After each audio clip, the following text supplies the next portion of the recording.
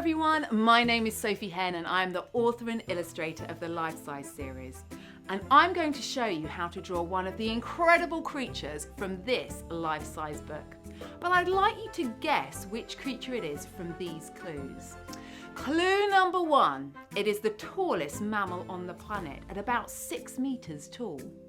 Clue number 2, it sleeps standing up. Clue number 3, it is an incredibly peaceful animal. And clue number 4, it has an exceptionally long tongue. But how long is long?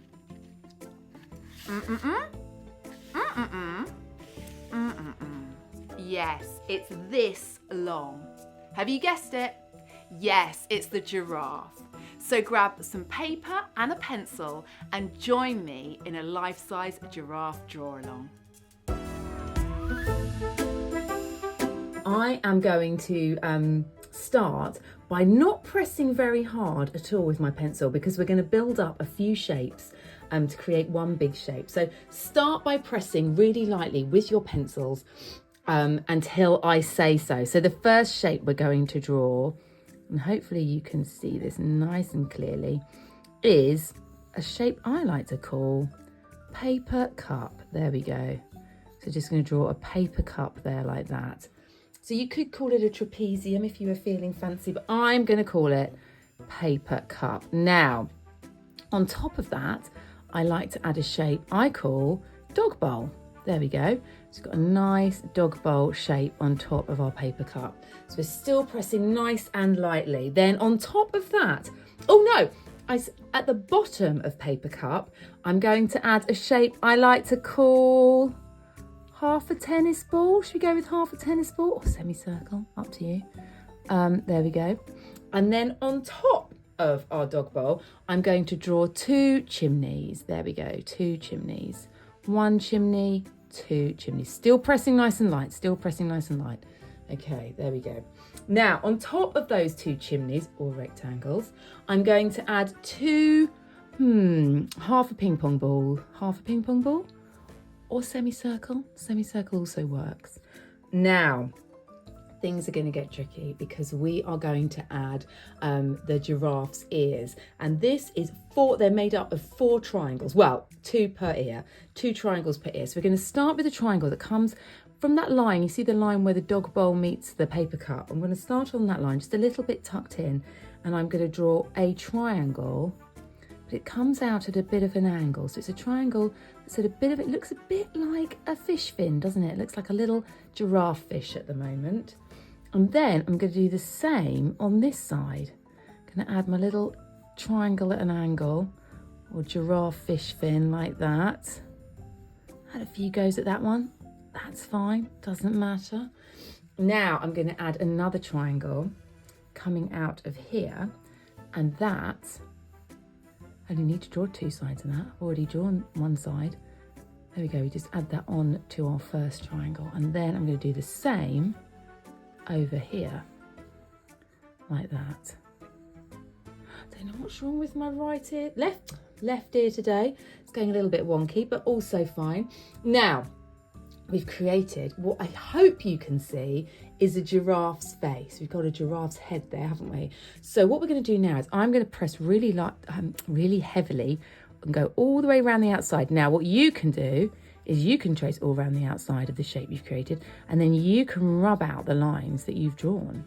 There we go. So we're going to go all the way around the outside like this. So we can see, we've got to really clearly see the outline of our giraffe's head.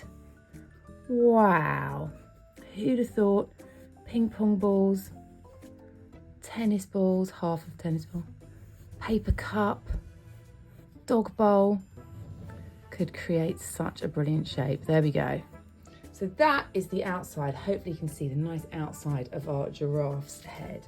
Now, I'm going to add, one could argue, the key feature of a giraffe, and that is, of course, it's his very long neck, isn't it? So I'm going to go, just come out the bottom side of the face there and draw a nice line that goes, just fades into nothing there like that. because we're not going to be able to fit the whole giraffe in, I'm afraid. And then I'm going to do another line that comes out the bottom of its chin and just does the same thing, but you can see I've made this neck go slightly wider towards the bottom. Now, the giraffe's mouth is probably tucked more underneath its snout. So we're just going to give the merest hint of a mouth. The merest hint of a mouth there, like that. So I'm just going to draw a little line like that there. So we just get a hint of a mouth. Now, we're going to draw the giraffe's eyes, or start drawing the giraffe's eyes. So for that, you can see the point where the ear meets the giraffe's head. So I'm just going to draw a little curved line. It's not even a semicircle, on both sides like that. Then I'm going to draw another curved line going off into the ear, like that. And then underneath this line here, the first line we drew, the one that's actually on the giraffe's head, I'm just going to draw two little loops like this. Now, I always do tend to draw my giraffe's eyes a little on the large side even. I mean, they are large eyes. There we go. So those are our giraffe's eyeballs. Now we're going to colour them in, but I'm not going to colour the whole eyeball in. I'm only going to colour, well, I'm going to leave a little bit, as you can see, white. And that is because eyeballs reflect the light. If you look in a mirror or look at your neighbour's eyeball, you can see that there's a little bit that reflects the light. So if you leave a little bit white on your drawings, it just makes those eyes look a little bit more alive. Now, I'm going to add a couple more eyelashes because they are rather fabulous. Hope you can see those over my original lines. And then I'm going to draw, giraffes have quite prominent brow bones that sort of keep their eyes in the shade. So I'm going to draw one of those now. It looks a little bit like an eyebrow, doesn't it? Looks a bit like an eyebrow. There we go, you can see that there like that.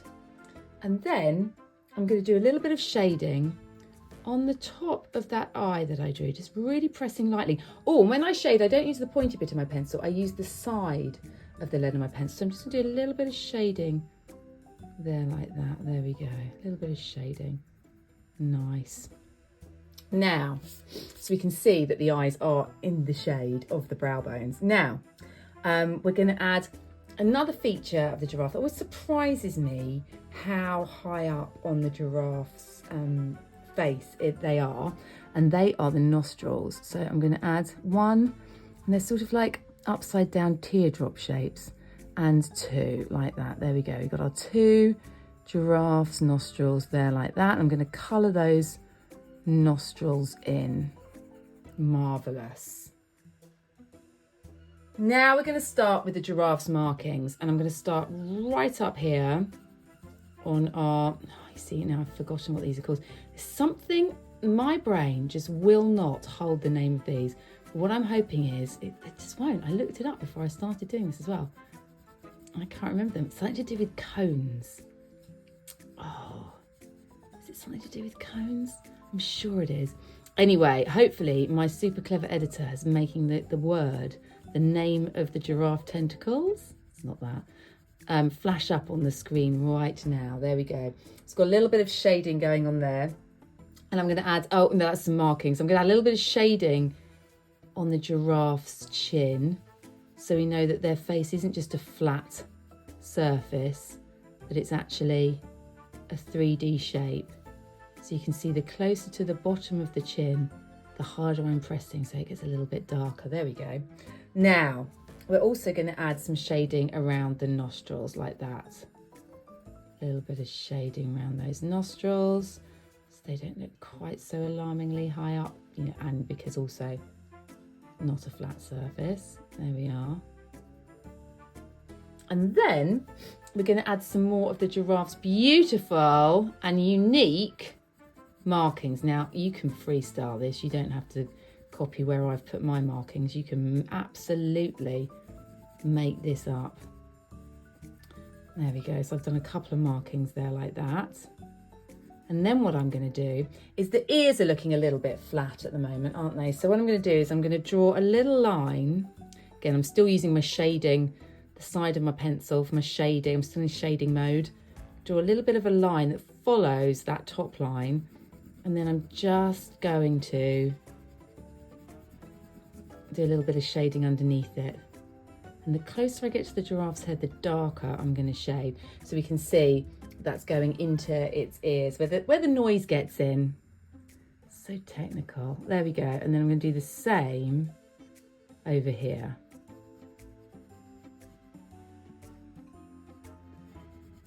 And then the closer I get to the head, the darker I'm going to make it.